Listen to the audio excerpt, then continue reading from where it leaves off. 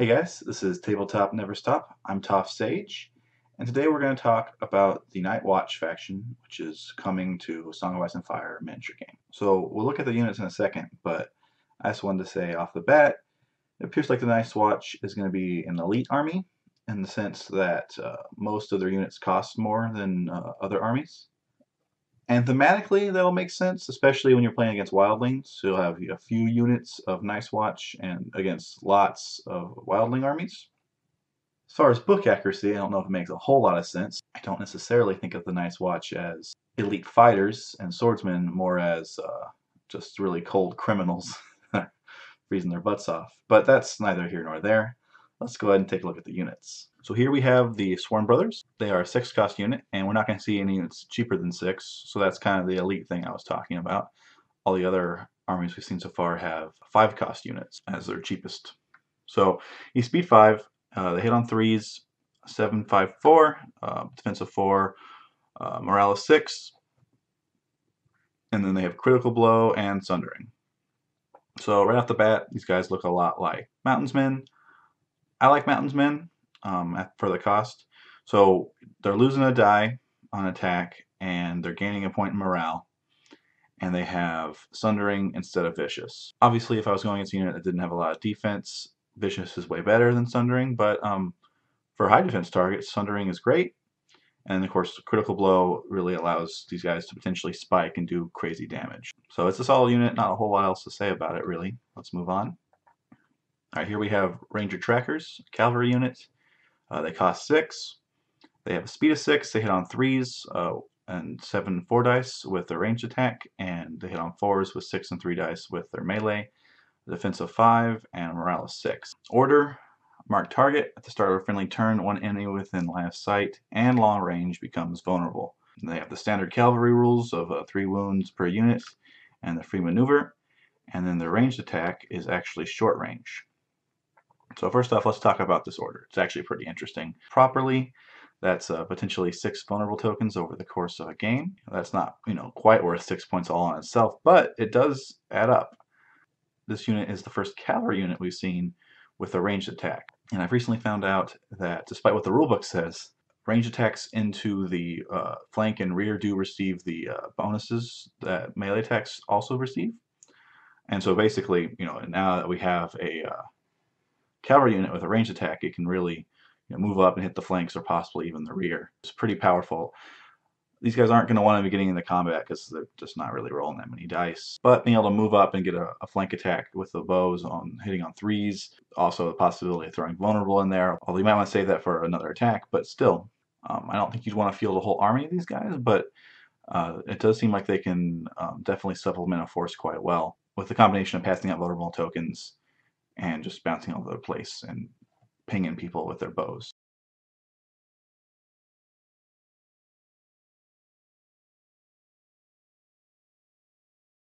Here's our Ranger Hunters. They cost 8, speed of 6. They hit on 3s with their range attack, 7, 6, 5.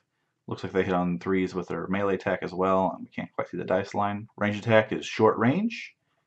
Swift Strike. After this attack is completed, the unit may make a free retreat action if engaged. It's also Opportunist. If this unit attacks on an enemy that's not activated this round, it may reroll its attack dice. We've seen Opportunist before on the Cranagman Warden, so its unit has basically a 1 point cost upgrade built into it. So I like Opportunist a lot. Not only does it give you rerolls while you're engaged with an enemy for melee attacks, but it lets you get rerolls on range attacks, which you wouldn't normally get. I also think it's just an interesting mechanic for the game to have.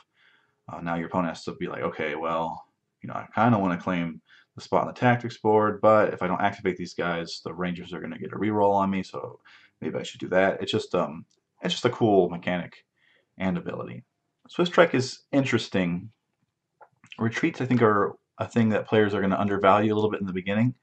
The fact that you can retreat to the side is actually really powerful. And of course, these guys are fast, so you're looking at a movement of either from 7 to 12. If you're going 12, you're going pretty far. Of course, these guys want to attack people that haven't activated yet. So then if you retreat away, they might you're potentially giving them a free charge, which of course gives them some advantages. But your speed, of course, they're so fast that they'll probably get reasonably far away, and then maybe the enemy can't even charge back in. That being said, seeing it now, we can't see the armor and morale saves. It's hard to really call how good the Ranger Hunter is. I would say Opportunist is basically worth a point, so it's almost like getting a free upgrade. So you can maybe argue these guys maybe are essentially 7 when you look at it that way. I'm not necessarily loving this, although again, I don't know what the defense is or the morale. But so that's the Ranger Hunters. All right, here is the Builder Scorpion crew. It costs 7, speed of 4. Basically 2 types of ranged attacks. One is hits on 3s, rolls 3 dice. One hits on 2s and rolls 1 dice. A defense value of 5. All right, so it's a war machine. It has 6 wounds. It never makes morale chests. It cannot charge or retreat and cannot gain condition tokens. There are 2 types of range attacks, but they're both long range. Unit may not shift before attacking, and the attacks are sundering. -1 to defense saves. So 2 attacks. One is volley fire, hits on 3s, 3 dice. Each success deals 3 hits. That's in some ways the equivalent of rolling 9 dice on 3s. I'm not a statistician, but basically this is more swingy than just rolling 9 dice. Of course, you might get 3 successes, then you get 9 hits, but then maybe you only get 2 successes and you get 6. You roll 3 1s, now you're out. When you're rolling more dice, you're more likely to get the average, and with less dice, you're more likely to get a swing, I guess. So the more interesting one is single shot. If this generates any hits against a solo unit, instead of rolling defense dice, they suffer D3 plus 1 wounds. So it's an anti-solo unit attack. Obviously, the Mountain wouldn't like getting hit by that, but specifically though, I think this is a response to the Giant unit from the Wildling army. They have a rule where they only roll defense dice for wounds for every 2 hits they take. So this attack will pierce right through that ability of theirs. So now we're just kind of taking a look at a couple of the units that we're missing. Here's Ghost. He, of course, is a direwolf. You'll get him with Jon Snow, and it'll cost 0 if you bring a Jon Snow attachment. I'm really not going to try with his text, but we also have Veterans of the Watch. They cost 8, and although you can't see this, they have a speed of 5. They hit on 3s. They have defense of 3s, morale of 5, and this is actually counterattack right here, just like the commander Jaime Lannister has. And that reads, Order, counterattack. When this unit is attacked with melee, after attack dice are rolled, for each blocked hit, the attacker suffers 1 automatic hit. So, of course, that's a great ability, especially on a high defense target like these guys. 8 is a lot to pay. It's a pretty powerful ability, and now there's ways to take it more than once in an army. And high defense targets actually, I think, benefit the most from healing, as the enemy has to work really hard to wound them. So anytime you bring a guy back, you really it's much more devastating to the enemy than when you bring back a sworn sword or something like that. And the Night's Watch actually has access to a fair amount of healing and defensive abilities. So I think there's definitely a place for these guys in an army. Those are the combat units that we've seen for the Night's Watch so far. Stars that will contain 2 units of Sworn Brothers, a unit of Veterans of the Watch, and a unit of Ranger Trackers, which are the cavalry. So now let's take a look at the tactics cards, which actually I think is maybe the more interesting thing about the Night's Watch. So the Night's Watch have a new mechanic in their tactics cards that we haven't seen before. Basically, a lot of their cards have this thing called Vow, and so the card will activate off a trigger as normal, and it'll have like an initial benefit, and honestly, it's usually not that much. They're a little bit, and some of them are a little less than like tactics cards for other factions. And then they have this thing called Vow, and basically, if the card targets a Night's Watch unit, you can attach the card to them. You may only have 1 vow at a time. Discard their previous vow when a new one is attached. Well attached, they gain. And then they'll get a passive ability. So basically, you play the card, does something small, and then you attach the vow to a unit, and they get that passive benefit. Usually, for most of the vows, when you claim a spot on the tactics board. All right, so now that we've talked about vows, I'll go ahead and talk about this card. Watcher on the Wall. After a friendly unit is attacked, one other friendly unit may make a free maneuver or march action. While you control the maneuver spot on the tactics board, this unit gains +1 speed and may perform a free retreat action if it begins its activation engaged. Okay, so first bit, free maneuver march is great. Potentially you could use this to move up and then turn and get a pivot on your next activation. Also, anytime you're trying to get objectives or move across the battlefield, that's all cool. So then for the Vow ability, +1 speed, again, a little bit of speed is nice. Free retreats, again, can actually move you way across the board if you use a sideways move as your retreat. And the other thing, of course, you can do with this is you can back up 1 inch and then come back in with a charge. And of course, there's always a chance that you roll a 1, but you were already engaged anyway, so it's probably worth the risk. Personally, I always really mess those charge rerolls when I don't have them. I'm like, oh man, I really wish I could reroll all these 1s. So we'll see this as a pattern emerging, but this is an okay ability, and this is an okay ability too, but you might be able to do this over and over again, which of course would be really powerful. Take the black. When an enemy combat unit is destroyed, choose 1. Restore up to D3 +1 wounds to a friendly Night Watch infantry unit within short range of that enemy, or take 1 infantry attachment from that enemy and attach it to a Night's Watch infantry unit within short range, ignoring usual attachment restrictions. So this is a pretty wild, like break the rules card, right? So first option, okay, take some wounds back. That's cool. Who doesn't want wounds? Of course, limited just to your infantry, especially for an elite army, being able to heal your guys. Totally cool. The other one's crazy though. Take an infantry attachment from the enemy and attach it to a Night's Watch infantry. There's some pretty powerful attachments out there, and being able to snag one could totally potentially turn the tides of battle. I'm not going to sit here and go through all of the attachments we could suddenly steal from Lannister and Stark, but a lot of them would be quite fun to have. Honestly, there's probably some really weird rule situations that could come up too. I'm not going to go into those either, although I already wondering like what would happen with Bran and Hodor in regards to Summer, but that's neither here nor there. So healing's good, and then taking an infantry attachment is potentially very powerful and just kind of fun and thematic too. So this is a cool card. The Horn that Wakes the Sleepers. At the start of a friendly turn, target 1 friendly unit and draw 2 tactics cards. And then the Vow ability, at any time while you control the tactics spot on the tactics board, you may discard this vow to attach 1 Vow tactics card from your hand or discard pile to this unit. Alright, so initial ability, initial benefit is just draw 2 tactics cards. That's, nothing wrong with that. And then when it's attached, you can swap out the vow for another vow that is either in your hand or discard pile. If you play it from your hand, of course, now you're not getting the initial benefit that you would get normally. So I don't love that. But if you're taking it from the discard pile, why not? And the usefulness of a lot of these vows will depend on what parts of the tactics board you control. So the ability to swap them around is actually pretty good. Shield of the Realms of Men.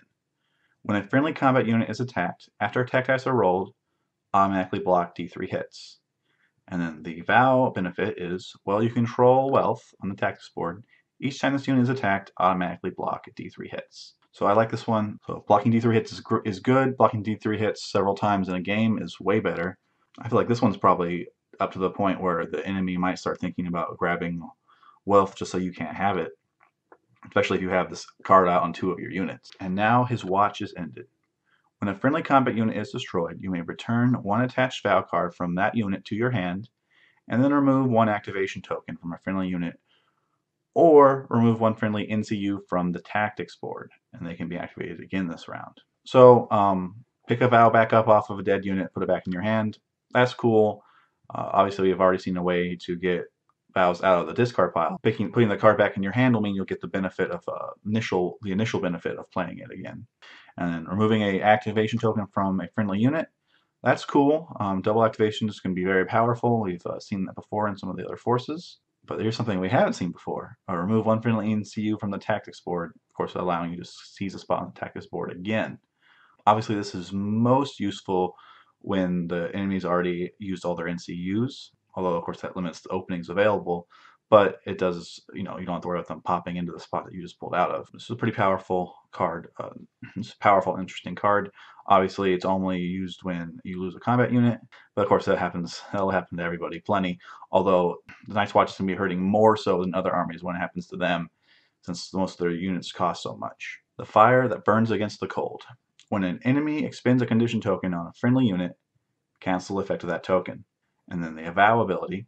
When this unit activates, you may place one condition token on an enemy within long range. If you do, discard this vow unless you control the crown. So, initial effects, I think we've all been there, where you're getting hit in the flank, and you pick up the dice and you roll a bunch of 5s, and you're like, oh cool, I'm going to survive this attack. And then your opponent is like, oh yeah, no, I'm going to spend that vulnerable token. And you got to pick them all up, and you roll all at once. So I definitely like being able to cancel the condition token. And then the vow benefit's actually cool because you can still use it without claiming the crown. So unlike a lot of the other vows, this one has some use, even if you aren't playing the tactics board game. And then of course, if you have the crown, you can keep it and do it again. So this is a cool one. Cancel token and get a token for yourself. Sure, why not? The Sword in the Darkness. When a friendly unit makes a melee attack, the defender becomes vulnerable. Vow, well, you control melee on the tactics board. This unit's melee attacks roll +2 dice. Vulnerable, of course, is good. Who doesn't want the enemy to become vulnerable? 2 dice. This one's pretty straightforward. If you can get the melee spot, then this is a great vow to have.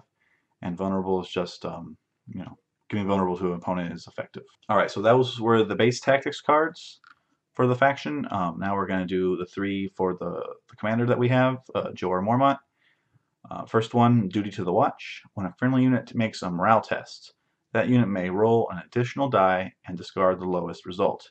Vow. This unit may discard this vow if it would fail a morale test to automatically pass that test instead. Here's some protection from panic checks, right? The initial ability just puts an extra dice in there.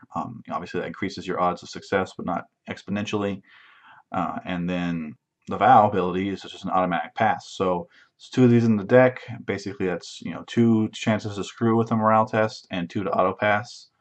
I'm a big fan of auto pass. The other Lancers kind of have a monopoly on it with those guards. Eddard has some ways to mess with the morale tests, but I think every army wants a chance at it. This is pretty good protection against those Lannister Supremacy Cersei decks. Unwavering Conviction. When a friendly unit with an attached vow attacks, opponent may not play tactics cards for the rest of the turn, and your unit may attack using its highest attack die value. Once the attack is completed, discard any vows attached to that unit. This card will allow you to basically burn a vow off a unit to A, turn off your opponent's tactics cards, and B, allow you to attack with the highest attack die value. Attacking with your highest attack die value is good for any unit that has a good drop off. When you're talking about going from red back up to green, you're usually talking about doubling your dice. So that's great. Turning off tactics cards. Pretty much every faction has something that triggers when a unit is destroyed or is some sort of defensive ability. So I guess really the better you know the enemy's tactics, the more useful that part is. But it's never a bad thing to take away their ability to mess with you. Night Gathers. Start of any turn. Search your tactics deck for 1 tactics card with the vow keyword and attach it to friendly Night Watch unit. If you do this to Jorah Mormont's unit, also restore up to D3 wounds to that unit. Okay, so search your deck and then throw a vow on a Night Watch unit. That's potentially useful, obviously. So you're getting one of the passive abilities of a vow just immediately on a unit. The thing I don't like about playing stuff directly from your hand or the tactics deck is, of course, you're not getting the initial benefit of playing the card, only the vow benefit. For that reason, I probably wouldn't play this on anyone besides Jorah Mormont's unit, so at least I'm getting the D3 wounds out of it. I've already mentioned that I think one of the best places to put healing is in your high defense units. Probably have Jorah on the veterans of the watch generally. And that's actually all of the tactics cards, so we're actually going to, speaking of Jorah, we're going to go right to him. Here is his commander attachment. When this unit activates, it may discard an attached vow tactics card and replace it with a different vow tactics card from your discard pile. So this is actually pretty neat in the sense that you can grab any tactics card you've already played for the vow benefit, which is great because different cards will be of different value to you depending on what part of the tactics board you have. It also means you could potentially get Duty of the Watch on Jorah's unit over and over again and be very resistant to morale checks. Just a thought. So no, this is a good ability, but it will kind of force you to be relying on these vows, which is I think the gimmick of the army. So that's probably the way to go. Here is Maester Aemon. NCU costs 4 points. When he claims a spot on the tactics board, you can restore up to 1 wound to a friendly unit, and an additional +1 wound for every destroyed rank in that unit.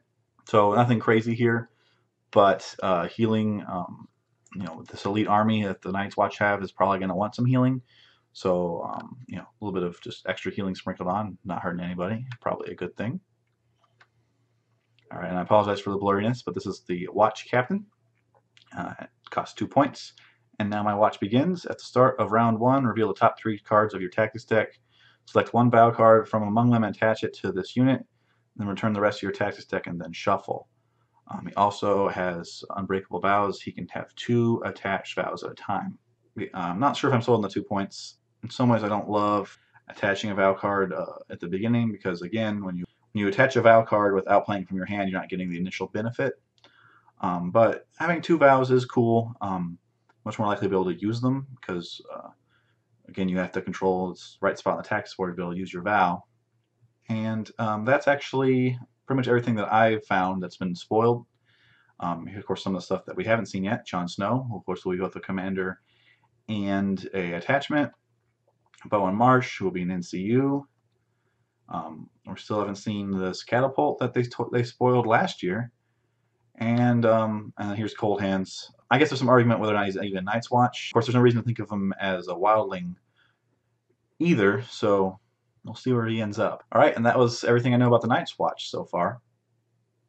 Let me know if there's anything I missed, and please hit me up in the comments and let me know what part of Night's Watch you're most excited about, whether that's Jon Snow and Ghost, or those new tactics cards, or whatever. Thanks for watching, and stay tuned for the Wildling Army. Night gathers, and now my watch begins. It shall not end until my death. I shall take no wife, hold no lands, father no children.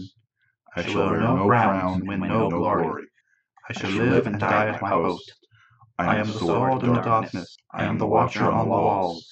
I am the fire that burns against the cold, the light that brings the dawn, the horn that wakes the sleeper, the shield that guards the realms of men. I pledge my life and honor to the Night's Watch, for this night and all the nights to come.